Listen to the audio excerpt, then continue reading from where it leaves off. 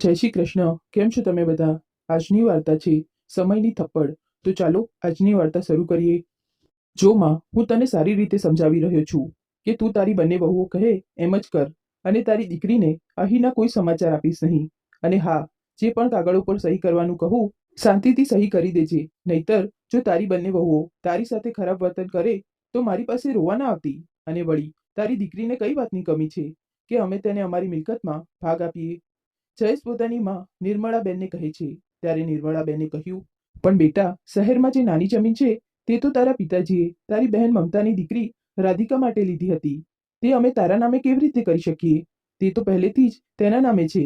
ત્યારે જ નિર્મળા બહેનની મોટી વહુ શિવાની આવી અને પાછળથી તેમના વાળ ખેંચીને બોલી, વૃદ્ધા, તારી જાતને વધારે સ્માર્ટ ન સમજ. તે ટચુકડી છોકરીને અમે આટલી મોંઘી જમીન આપી દઈશું, અને તે જમીનની કિંમત પણ ખબર છે? તે જમીનને અમારા નામે કરાવવા માટે અમે તારી દીકરીને તો શું, તને પણ મરેલી જાહેર કરી શકીએ છીએ. તો તેની ચિંતા અમારા પર છોડી દે, અને તને જેટલું કહેવામાં આવે બસ એટલું જ કર, સમજી? ત્યારે નિર્મળાબેને રડતા રડતા કહ્યું, વહુ, આટલું મોટું પાપ મારી પાસે ન કરાવ. આના કરતાં તો સારું હોત કે તારા સસરાજીની સાથે હું પણ આ દુનિયા છોડીને જતી રહી હોત. એમ કહેતા કહેતા તે રડવા લાગ્યા. ત્યારે જ નાની વહુ પ્રિયા આવી અને નિર્મળાબેનનો હાથ પકડીને મચકોડીને બોલી, તારી જાતને શું દેવી સમજે છે? તારાથી કોઈ પાપ નથી થયું. અરે, જ્યારે અમે આ ઘરમાં વહુ બનીને આવ્યા હતા ત્યારે કેમ અમારી પાસે ઘરના કામ કરાવતી હતી? તે પણ તો પાપ જ છે. અને ચિંતા ન કર, જો તું આના પર સહી કરી દઈશ તો જેમ આજ સુધી ચાલતું આવ્યું છે તેમ જ ચાલતું રહેશે. અમે વચન આપીએ છીએ કે અમે બધા તારી સાથે ક્યારેય કોઈ ખરાબ વર્તન નહીં કરીએ, અને તારી દીકરીને કાનો કાન આ વાતની ખબર નહીં પડે. આ એક રાજ જ રહેશે કે અહીં ચાલી શું રહ્યું છે. બસ તારે એટલું કરવાનું છે કે ધીરે ધીરે તેનાથી બધા સંબંધો તોડવા પડશે. ત્યારે જ તું આ ઘરમાં શાંતિથી રહી શકીશ. તો બોલો સાસુમાં, તમને આ સોદો મંજૂર છે? ત્યારે જયેશ બોલ્યો, મંજૂર તો કરવો જ પડશે. નહીતર જા પોતાની દીકરી પાસે જઈને રહે ત્યાં. જમીન અને બાકી પ્રોપર્ટી તો એમ પણ અમે અમારા નામે કરાવી જ લઈશું. તેના પછી આ ઘરના દરવાજા તેના માટે હંમેશા બંધ થઈ જશે. યાદ રાખજો માં, તારી દીકરીની સાસુ પણ ત્યાં તેની સાથે રહે છે. શું તે તને પોતાની સાથે રાખશે? એવું ન થાય કે બંનેનું ઘર છૂટી જાય. ત્યારે શિવાની નિર્મળાબેનની પીઠ પંપાળતા બોલી, જુઓ માજી, અમને પણ તમારી સાથે આવું વર્તન કરવામાં સારું નથી લાગી રહ્યું. હવે જ્યારે ઘી સીધી આંગળીએ નીકળી શકે છે તો તમે અમને આંગળી વાકી કરવા માટે મજબૂર કેમ કરી રહ્યા છો? તમે સહી કરી દો ને, અને રહો ને આ ઘરમાં જેમ આજ સુધી રહેતા આવ્યા છો. અરે, આમાં તમે ખરાબ નહીં બનો. સાચું કહું તો તમે બસ તમારા વૃદ્ધાવસ્થા સારી બનાવી રહ્યા છો. આમાં તમારી દીકરીને શું ખરાબ લાગશે? તેને તો ખુશ થવું જોઈએ, અને જ્યારે સમય આવશે ત્યારે અમે તેને કહી દઈશું. ચાલો હવે સારી સાસુ બનીને સહી કરી દો. એક પળ માટે નિર્મળાબેન વિચારવા લાગ્યા કે બાળકો સાચું તો કહી રહ્યા છે. જો દીકરીના સાસરીવાળાએ તેમને સાથે રાખવાની ના પાડી દીધી અને આ લોકોએ પણ તેમને ઘરમાંથી કાઢી મૂક્યા તો તેઓ ક્યાં જશે? ત્યારે તો દર દર ભટકતા તેમને ભીખ માંગવી પડશે. ના ના, આના કરતાં સારું છે કે પોતાની વૃદ્ધાવસ્થા વિશે વિચારીને તેને સારી બનાવી જ સમજદારી હશે. પણ આ બધું આ લોકો મમતાને જણાવ્યા વગર કરશે કેવી રીતે? અને અંતે નિર્મળાબેને નિર્ણય લઈ લીધો અને સહી કરી દીધી. કેટલાક મહિનાઓ સુધી તો પોતાની દીકરીના ફોનને અવગણતા રહ્યા. દીકરી સમજતી કે માં વ્યસ્ત છે, પણ હકીકત તો કંઈક બીજી જ હતી. આખરે શું હતી આખી હકીકત? આ તો નિર્મળાબેન પણ હજી સુધી જાણી શક્યા ન હતા. તો ચાલો આપણે બીજી બાજુના પાત્ર પણ જોઈએ. મમતા, તું ક્યાંય નહીં જાય. ઘરમાં રહે અને પોતાનું ઘર સંભાળ. પિયરને એમ જ લોકો પરાયું નથી કહેતા. તું ભૂલી રહી છે કે તું ઘણા વર્ષો પહેલા જ ત્યાંથી વિદાય લઈ ચૂકી છે, પણ તું છે કે માનવા માટે તૈયાર જ નથી થઈ રહી. હવે બસ, આ મુદ્દા પર હું ફરીથી કોઈ વાત નથી કરવા માંગતો. તું પિયર નહીં જાય, મતલબ હવે ક્યારે નહીં જાય. વિમલ પોતાની પત્ની મમતાને કહે છે. ત્યારે મમતા પોતાની આંખોમાં આંસુ લઈને કહ્યું, કેમ કેમ હું મારા પિયર નહીં જઈ શકતી? પહેલા તો તમે પોતે મને મારા પિયર મૂકવા જતા હતા. આજ સુધી ક્યારે ના નથી પાડી, તો આજે એવું શું થઈ ગયું કે તમે મને પિયર જવા નથી દેતા? સાંભળી રહ્યા છો ને માજી, આ શું કહી રહ્યા છે?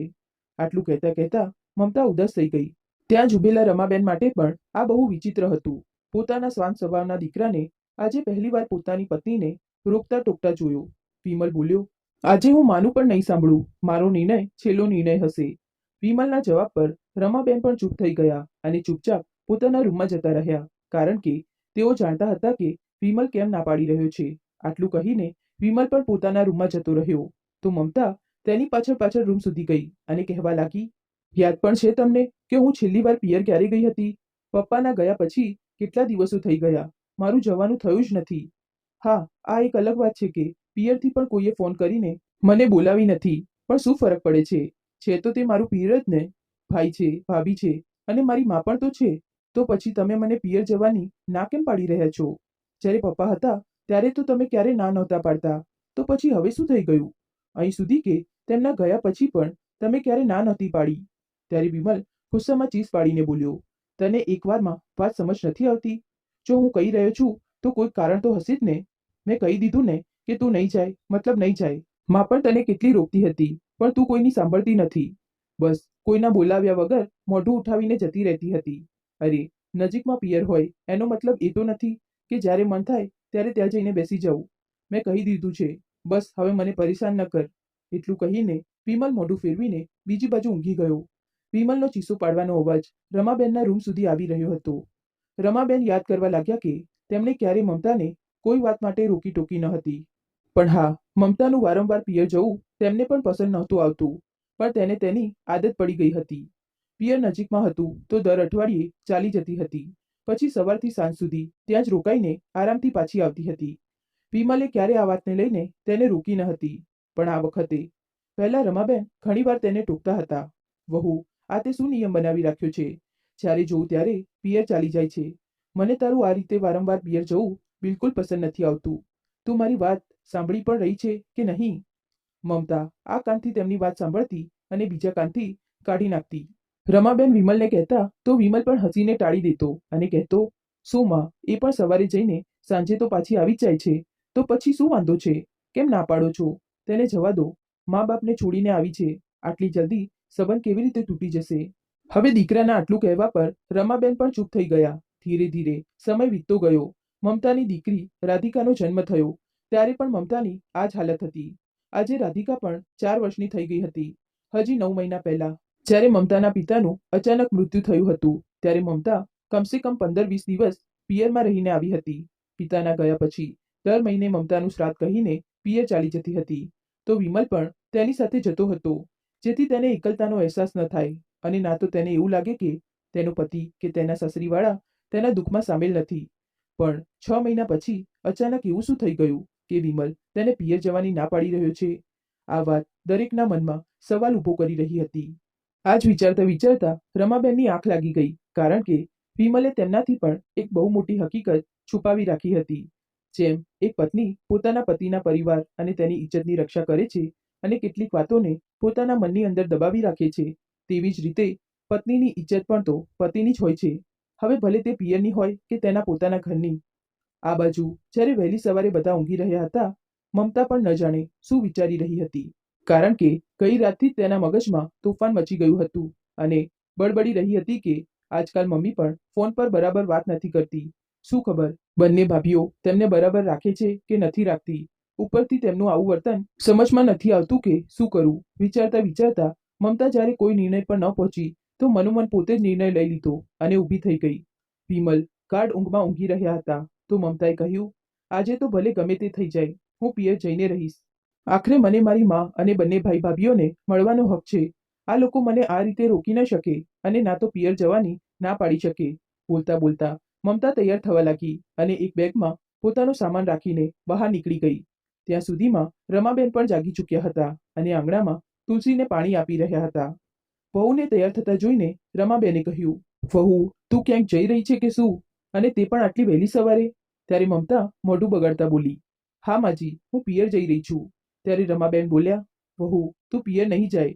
ગઈ રાત્રે જ વિમલે તને ના પાડી હતી, તો પછી તું કેમ જઈ રહી છે? જો ના પાડી રહ્યો છે તો કોઈ કારણસર ના પાડી રહ્યો હશે. આવું ન કર વહુ. કેમ ઘરમાં મુસીબતોને નોતરું આપી રહી છે? રમાબેનની વાત સાંભળીને મમતા ગુસ્સામાં બોલી, માજી, હું 6 મહિના પહેલા મારી મમ્મી પર દુઃખોનો પહાડ તૂટી પડ્યો હતો. તેમણે પોતાનો જીવનસાથી ગુમાવ્યો છે. આપણે લોકો તેની ભરપાઈ નથી કરી શકતા, પણ કમસે કમ હું મારા માને મળીને તો આવી શકું છું ને. તેમને થોડી તસલ્લી તો આપી શકું છું ને. દીકરી છું તેમની, શું આટલું પણ ના કરી શકું? શું આ મારો હક નથી? મને તેમને મળ્યાને કેટલા દિવસો થઈ ગયા છે. દર વખતે તમે લોકો કંઈક ને કંઈક બહાનું કરીને ના પાડી દો છો. ખબર નહીં કેમ 6 મહિનાથી તમે લોકો મને ત્યાં કેમ નથી જવા દેતા? આખરે કારણ શું છે? ખેર, છોડો જે પણ હોય, પણ હું આજે તો પિયર જઈને જ રહીશ. અને મને કોઈ રોકી નહીં શકે, કહી દઉં છું. આ સાંભળીને રમાબેન એક માની જેમ કડક થઈ ગયા અને કહ્યું, વહુ, આટલી જીદ સારી નથી હોતી. વિમલે ના પાડી છે ને. ચૂપચાપથી ઘરે રહે. હું કંઈ કહેતી નથી. એનો મતલબ એ નથી કે તું મારી સાથે આ રીતે વાત કરે. ભૂલીશ નહીં, હું તારી સાસુ છું, જેણે આજ સુધી મા બનીને જ તને પ્રેમ આપ્યો છે. તો મારી વાત માન અને ચૂપચાપથી પોતાના રૂમમાં જા. સવાર સવારમાં ખોટો ઝઘડો ઊભો કરી દીધો છે. આ સાંભળીને મમતા જીદ પર અડી ગઈ અને કહ્યું, નહીં, હું અંદર નહીં જાઉં, પણ આજે તો હું પિયર જઈને જ રહીશ. જોઉં છું મને કોણ રોકે છે. આટલું કહીને તે ઝડપી પગલે ઘરની બહાર નીકળી ગઈ. રમાબેનને સમજમાં નહોતું આવી રહ્યું કે આખરે તે કરે તો શું કરે. હારીને તેઓ જલ્દી જલ્દી વિમલના રૂમમાં ગયા અને કહ્યું, વિમલ, ઊભો થા બેટા. જો બહુ જબરદસ્તી પિયર જઈ રહી છે. મેં તેને રોકવાની બહુ કોશિશ કરી, પણ તે રોકાઈ નહીં. ત્યારે વિમલે કહ્યું, હવે જતી જ રહી છે તો શું કરી શકીએ છીએ. હું જોઉં છું કે શું કરી શકું છું.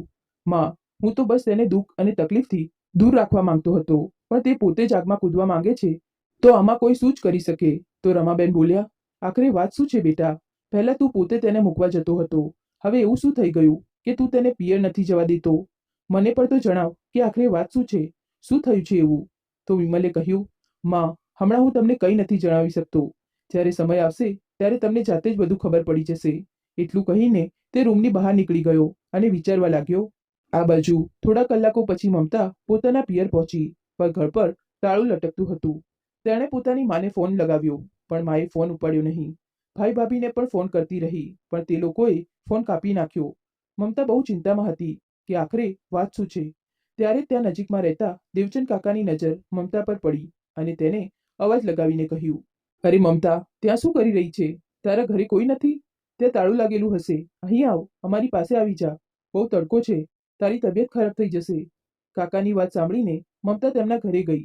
જ્યારે ત્યાં ગઈ તો કાકાએ ચા નાસ્તો આપતા કહ્યું, અરે મમતા બેટા, આજે તું ઘણા દિવસો પછી આવી અને કે બાળકો કેમ છે? અને હા, તારી સાસુની તબિયત હવે કેવી છે? બહુ દુઃખ થયું સાંભળીને. કે કેમ છે તેઓ? ઠીક તો છે ને? દેવચંદ કાકાની વાત સાંભળીને મમતા હેરાન થઈ ગઈ અને આશ્ચર્યમાં તેમને જોતા બોલી, હું સમજી નહીં કાકા, તમે શું બોલી રહ્યા છો? ત્યારે દેવચંદ કાકા મમતાને સમજાવતા કહ્યું, અરે, તારી સાસુ વિશે પૂછી રહ્યો છું, જે આંગણામાં લપસીને પડી ગયા હતા ને.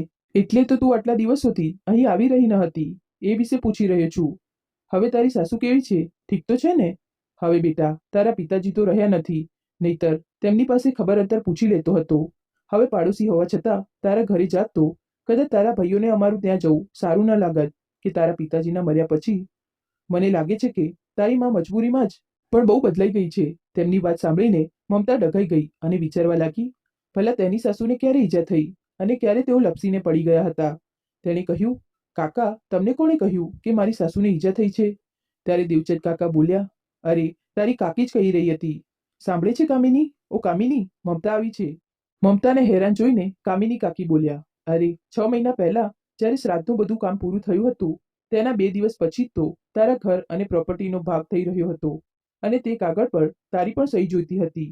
તે સમયે તારા ભાઈઓએ જ કહ્યું હતું કે તારી સાસુ આંગણામાં લપસીને પડી ગઈ છે અને તેમને કમરમાં ઈજા થઈ છે, એટલે તું આવી નહીં શકે.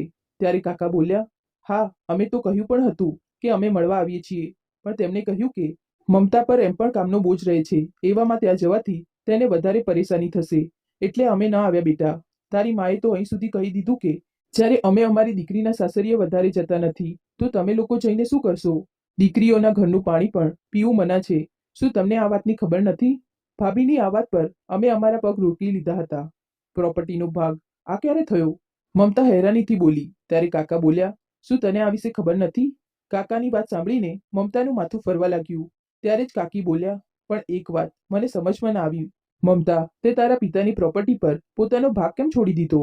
અહીં સુધી કે તે જમીન પણ લેવાની ના પાડી દીધી, જે તારા પિતાજીએ એ કહીને લીધી હતી કે આ રાધિકા માટે છે.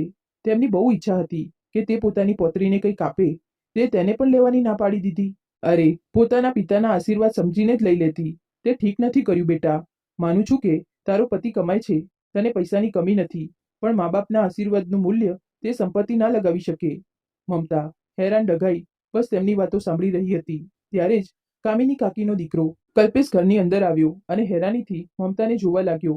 ત્યારે કામિની કાકી બોલ્યા, અરે કલ્પેશ, જો મમતાબેન આવ્યા છે, હંમેશા તો તેને જોઈને તું ખૂબ ખુશ થતો હતો, અને તમે બંને ખૂબ હસી મજાક પણ કરતા હતા. આખરે દોસ્તીથી વધીને ભાઈ બહેન જેવો તમારા બંનેમાં પ્રેમ હતો. તો આજે ચૂપચાપ કેમ ઊભો છે? ત્યારે મમતા બોલી, કાકી, હું જાઉં છું. રાધિકાના આવવાનો સમય થઈ ગયો છે. માજી તેને સંભાળી નહીં શકે અને તેઓ પણ ઘરે છે. બહુ બધું કામ છે. આટલું કહીને તે ઝડપી પગલે ઘરની બહાર નીકળી ગઈ. અચાનક કલ્પેશ બોલ્યો, ઊભા રહો મમતાબેન, હું પણ તમને બહાર બસ સ્ટેન્ડ સુધી મૂકી દઉં છું. આટલું કહીને કલ્પેશ તેની સાથે બહાર નીકળી ગયો અને બંને ત્યાંથી પગપાળા જ બસ સ્ટેન્ડ માટે નીકળી ગયા. ચાલતા ચાલતા કલ્પેશે કહ્યું, મમતાબેન, તમે અહીં શું કરવા આવ્યા છો? મને તો લાગ્યું હતું કે હવે તમે પિયર ક્યારે નહીં આવો. આખરે તમારા પરિવારવાળાએ તમારી સાથે આટલો મોટો દગો જે કર્યો હતો તેના પછી પણ તમે અહીં આવી ગયા. શું તમને વિમલભાઈએ રોક્યા નહીં? મને યાદ છે તે દિવસે વિમલભાઈ બહુ ગુસ્સે થયા હતા. અહીં સુધી કે તમારા ઘરે આવીને તમારા ભાઈ ભાભી માં બધા સાથે લડીને પણ ગયા હતા. વિશ્વાસ નથી થતો. આખરે તમારા જીવતા જીવ તમારા પરિવારવાળાએ તમને મૃત કેવી રીતે જાહેર કરી દીધા અને કહ્યું તો કહ્યું, તમારું ડેથ સર્ટિફિકેટ પણ બનાવીને લઈ આવ્યા. છી છી, બહુ ખરાબ કામ કર્યું તે લોકોએ. સાચું કહ્યું છે કોઈએ કે દીકરી જે દિવસે માના મનમાંથી ઉતરી જાય છે તે દિવસે તે સાચા અર્થમાં પરાઈ થઈ જાય છે. તો પછી તમે અહીં કેમ આવ્યા? મને તો હજી પણ વિશ્વાસ નથી થઈ રહ્યો કે કાકીએ પણ તેમનો સાથ આપ્યો. એવી કઈ મજબૂરી હતી જે પોતાની જ દીકરીને? કહેતા કહેતા કલ્પેશ ચૂપ થઈ ગયો. કલ્પેશની વાત સાંભળીને મમતાના પગ નીચેથી જમીન ખસી ગઈ. ત્યારે કલ્પેશ બોલ્યો, હા, યાદ આવ્યું. આજે કદાચ જમીનના રજીસ્ટ્રેશન માટે બધા લોકો ગયા હશે એટલે જ ઘરે કોઈ નથી. આ સાંભળીને મમતા બિલકુલ શાંત થઈ ગઈ. તેને બધું સમજમાં આવી રહ્યું હતું કે આખરે વિમલ તેને પિયર આવવા માટે કેમ ના પાડી રહ્યા હતા અને એટલે જ આજકાલ તેની મા પણ ફોન પર તેની સાથે વાત નહોતી કરી રહી. બસ ફોન ઉપાડતા જ તેમને ફોન રાખવાની બહુ ઉતાવળ રહેતી હતી. ભાઈ ભાભી તો ભૂલથી પણ ફોન ઉપાડતા નહોતા. પણ માં, શું એક મા પોતાની દીકરી સાથે આટલો મોટો દગો કરી શકે? આખરે માએ મમતાથી હકીકત કેમ છુપાવી? ત્યારે મમતા રડતા રડતા બોલી, કલ્પેશભાઈ, બાળપણથી સાંભળતી આવી છું કે પૂત કપૂત થાય પણ મા કુમાતા ન થાય. પણ અહીં તો મારી માએ જ મારું અસ્તિત્વ મિટાવી દીધું. કહેતા કહેતા તે રડવા લાગી. અચાનક મમતાને કંઈ સમજાયું નહીં તો તેણે કલ્પેશની સામે કહ્યું, નહીં, હું આટલી જલ્દી હાર માનવાની નથી. આટલું કહીને તેણે પોતાની માને ફોન લગાવ્યો. પણ આ વખતે તેની માએ ફોન ઉપાડી લીધો અને કહ્યું, અરે મમતા બેટા, હું હમણાં મંદિર આવી છું. તારી સાથે પછી વાત કરું છું. કહીને તેઓ ફોન રાખવા જતા હતા કે મમતાએ કહ્યું, માં, મંદિરમાં છો ને તો તમારી મરી ગયેલી દીકરીની આત્માની શાંતિ માટે પણ પૂજા જરૂર કરાવી દેજો. કારણ કે જો નહીં કરાવો તો મારી આત્મા ભટકતી રહેશે અને જો ભૂલથી મુક્તિ મળી ગઈ તો વિચારો, પિતાજી પાસે જઈને જ્યારે હું આ બધી વાત જણાવીશ તો તેમને કેવું લાગશે? સાંભળતા જ થોડી પળ માટે મમતાની મા નિર્મળાબેન બિલકુલ શાંત થઈ ગયા. પછી જ્યારે બંને બાજુ મૌન થઈ ગયું તો તેની મા નિર્મળાબેને કહ્યું, જો બેટા, હું મારા બંને દીકરાઓના નામે પ્રોપર્ટી કરી રહી છું. આખરે તને પ્રોપર્ટી આપવાનો શું ફાયદો? પ્રોપર્ટી તો તારી સાથે તારા સાસરીવાળાની થઈ જશે. આગળ જઈને તારા ભાઈઓએ તારા બાળકોના લગ્નમાં સુકન તો આપવું જ પડશે ને. ઉપરથી મારી બધી જવાબદારી પણ તો મારા દીકરાઓ જ ઉઠાવશે. તો પછી જમીનમાં તને ભાગ આપવાનો કોઈ મતલબ નથી બનતો. આજના જમાના મુજબ મારે પોતાની જાતને બદલવી જ પડી. આખરે વિધવા સ્ત્રી છું. દીકરા વહુનો સાથ નહીં આપું તો મારો બોજ કોણ ઉઠાવશે? હું સમજી શકું છું કે તને દુઃખ થયું હશે, પણ તું ચિંતા ન કર, તને હું કંઈક ને કંઈક જરૂર આપી દઈશ. ત્યારે મમતા ગુસ્સામાં બોલી, મને તમારું કંઈ નથી જોઈતું. તમે રાખો તમારી પ્રોપર્ટી. જે મા માટે તેની દીકરી જ મરી ગઈ તેની પ્રોપર્ટીનું હું શું કરીશ? અરે, એક દીકરી જે દિવસે માના મનમાં ઉતરી જાય તે દિવસે તે પરાઈ થઈ જાય છે. અને તમે મને પરાઈ તો કરી જ, સાથે સાથે આ દુનિયામાંથી મારું અસ્તિત્વ જ મિટાવી દીધું. જો મારા ભાઈ ભાભી તમને આવું કરવા માટે દબાણ કરી રહ્યા હતા તો તમે એકવાર મને કહીને જોતા. હું ખુશી ખુશી સહી કરી દેતી. પણ તમે લોકોએ જે કર્યું તે હું જીવનભર નહીં ભૂલી શકું. આટલું કહીને મમતાએ ફોન રાખી દીધો. તેના પછી તે ધ્રુસકે ધ્રુસકે રડવા લાગી. કલ્પેશ તેને ચૂપ કરાવવાની નાકામ કોશિશ કરતો રહ્યો. ત્યારે જ વિમલ ત્યાં આવી ગયો. વિમલને જોઈને મમતા તેને ગળે લાગીને ખૂબ રડી. ત્યારે વિમલ બોલ્યો, બસ એટલે જ હું તને અહીં આવા નહોતો દેવા માંગતો. હું નહોતો ઈચ્છતો કે તને આ વાતની ખબર પડે કે તારા પરિવારવાળાએ તારી સાથે દગો કર્યો છે. પણ તું ચિંતા ના કર, મેં નિર્ણય લઈ લીધો છે કે હું આ લોકો વિરુદ્ધ કોર્ટમાં કેસ કરીશ. ભલે તું કંઈ લે કે ન લે, પણ આવા લોકોને ક્યારે માફ ન કરવા જોઈએ. નહીતર તેમને જોઈને સમાજના અન્ય લોકો પણ પોતાની દીકરીઓ સાથે આવો જ દગો કરશે. ત્યારે મમતા રડતા રડતા બોલી, ના, કોઈ જરૂર નથી તે લોકો પર કેસ કરવાની. મારે કંઈ નથી જોઈતું. મારે તે લોકોનું મોઢું પણ નથી જોવું. વિચારી લઈશ કે જ્યાં મારા પિતા ગયા ત્યાં મારું પિયર પણ પૂરું થઈ ગયું. મારા માટે તો મારા પતિ, મારી સાસુ અને મારો પરિવાર જ પૂરતા છે. ત્યારે ત્યાં ઉભેલો કલ્પેશ બોલ્યો, નહીં મમતાબેન, ભલે તમને કંઈ ન લેવું હોય, પરંતુ તેમને પાઠ ભણાવવો બહુ જરૂરી છે. જો કાકાજી જીવતા હોત તો તે પણ આ જ કરતા. તમે તમારો ભાગ વૃદ્ધ લોકોને અથવા અનાથ છોકરીઓને આપી દો, પણ તેમના ભાગમાં તમારા પિતા અને તમારી દીકરીનો ભાગ ન જવા દો. કલ્પેશ અને વિમલે મમતાને બહુ સમજાવી. આખરે મમતાને વિમલ અને કલ્પેશની વાત માનવી પડી અને વિમલ સાથે ઘરે પાછી આવી ગઈ. ધીરે ધીરે સમય વીત્યો. મમતાને તેનો ભાગ મળ્યો. મમતાને તે ભાગ અનાથ છોકરીઓના નામે કરી દીધો અને તે દિવસ પછી ક્યારે પોતાના પિયરવાળાનું મોઢું ન જોયું. તેની માએ આવીને તેને મનાવવાની બહુ કોશિશ કરી, પણ મમતાએ હંમેશા માટે તે લોકો સાથે સંબંધ તોડી નાખ્યો અને હાથ જોડીને કહ્યું, હું તમને નથી ઓળખતી અને મહેરબાની કરીને ફરીથી મારી ઉંમરે ન આવતા. મને બહુ દુઃખ છે કે તમારી દીકરીનું મૃત્યુ થઈ ગયું, પણ અહીં તમારી દીકરી નથી રહેતી. અહીં રમાબેનની વહુ અને વિમલની પત્ની રહે છે. તમે અહીંથી જઈ શકો છો. નિર્મળાબેને જ્યારે પોતાની વીતેલી વાત પોતાની દીકરીને જણાવી તો દીકરીને બહુ દુઃખ થયું, પણ તેણે કહ્યું, નહીં માં, તમારું દુઃખ તમારી ભૂલો પર પડદો ન નાખી શકે. હા, ભાઈ ભાભીએ તમારી સાથે અન્યાય કર્યો, તમારી સાથે ખરાબ વર્તન કર્યું, તો બદલામાં તમે પણ તો મારી સાથે એવું જ કર્યું. તમે એકવાર મને ખુલીને કહી દીધું હોત, કારણ કે ખોટા લોકોનો સાથ આપવો પણ તો ખોટું જ હોય છે. આ વાત તમે જ મને બાળપણમાં શીખવી હતી, પણ પોતાની વૃદ્ધાવસ્થાને વધારે સારી બનાવવા માટે તમે પોતાની જ શીખ ભૂલી ગયા. તો પછી મને માફ કરજો. હું તમારી સાથે આ સંબંધ નથી રાખવા માંગતી. ઈશ્વર કરે કે તમારી વૃદ્ધાવસ્થા સુખથી વીતે, આટલી જ કામના કરી શકું છું. આટલું કહીને મમતાએ હાથ જોડી લીધા અને પોતાના પરિવાર સાથે ખુશી ખુશી રહેવા લાગી. તો તમને વાર્તા કેવી લાગી? જો તમને વાર્તા ગમી હોય તો લાઈક, કોમેન્ટ અને શેર કરજો. અને જો તમે નવા હોય તો ચેનલને સબસ્ક્રાઇબ કરજો. તો ચાલો ફરી મળીએ